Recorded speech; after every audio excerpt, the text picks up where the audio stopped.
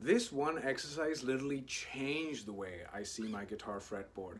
I have done thousands and thousands of hours of guitar lessons, and this one guitar exercise completely changed the game for so many of my students. I would hear things like, Sid, I'm making all this progress, I'm learning all of these songs, but I still don't understand where the notes are on my fretboard. I kind of keep getting lost. Now, if this sounds like you came to the right place, my friend.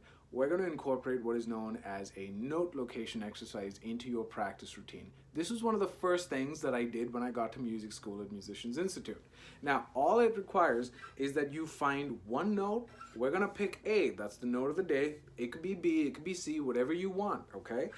Now, we're going to find A on every string before the 12th fret. So there's an A on the 5th fret of the low E string, there's an open A string, there's an A on the 7th fret of the D string, there's an A on the 2nd fret of the G string, there's an A on the 10th fret of the B string, and then finally A on the 5th fret of the high E string again. Now once you have all of that mapped out, the next step is to get a metronome. Now if you don't have a metronome, totally fine. Sometimes beginners find it harder to play with a metronome.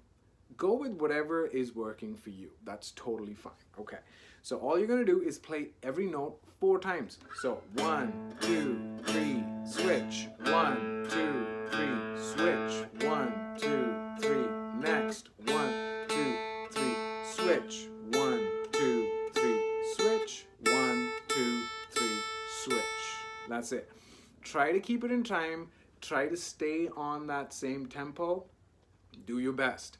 Now once you do that, you can also progress to 8th notes and 16th notes. So you're not just doing note location, but you're also training your rhythm and note subdivision. So that would look something like this. That will go, I'm going to start with quarter notes. So 1, 2, 3, 4, 8 notes, 1 and 2 and 3 and 16th, 1 E and a 2 E and a 3 E and a 4 E and a 1, 2, 3, 4, 1, 2, 3, 4, 1 E and a 2 E and a 3 E and a 4 E and a 1 and 2 and 3 and 4 and.